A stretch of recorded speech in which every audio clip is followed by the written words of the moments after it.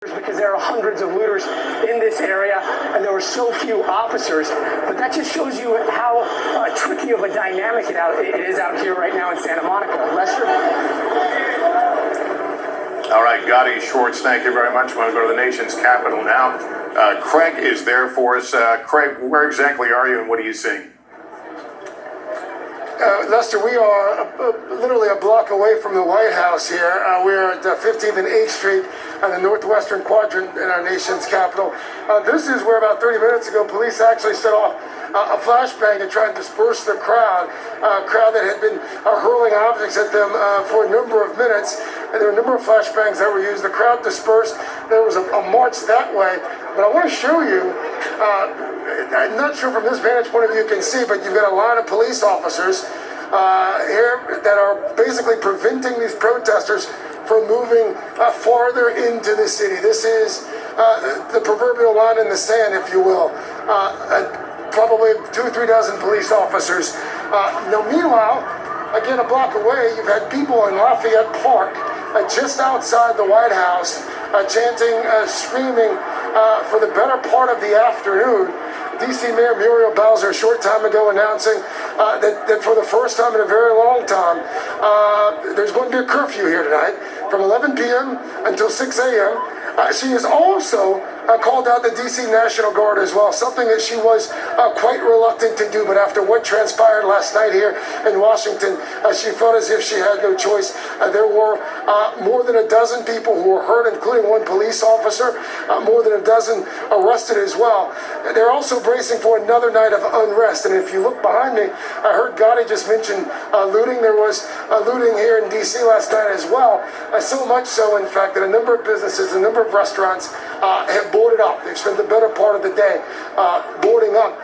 Keep in mind, Lester, this is a city where COVID-19 had hit especially hard. A stay-at-home order was just the stay-at-home order was just lifted a few days ago, and now you've got hundreds, thousands of people.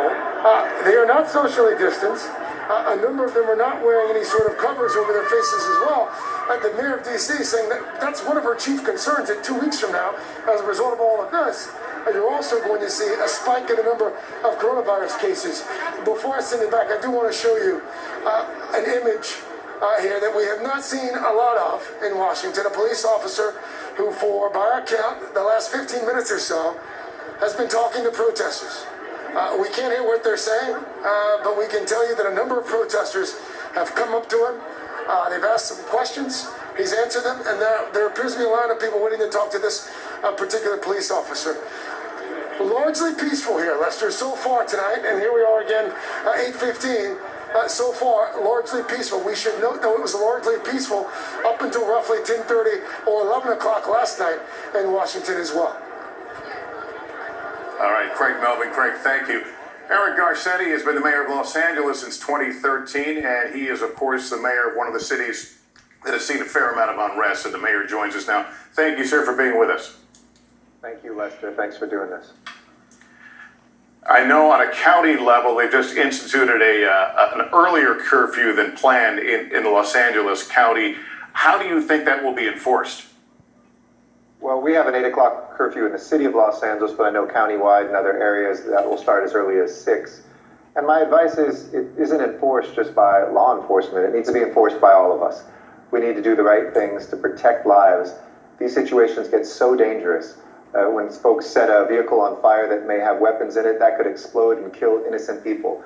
When bottles and rocks are thrown at folks, we had a police officer whose skull was fractured, but they hit many protesters as well. So we know there are people who are seeking to divide us, seeking to change the images from being about George Floyd. When's the last time we saw a picture of him? Now it's all about looting, burning, folks that want to change this conversation from the March to Justice to the disarray around America. So if you're feeling hurt, you should, and I do too. If you're feeling in pain, you should if you are a truth teller, and I do too.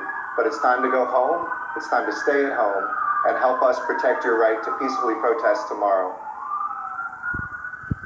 Mayor, do you have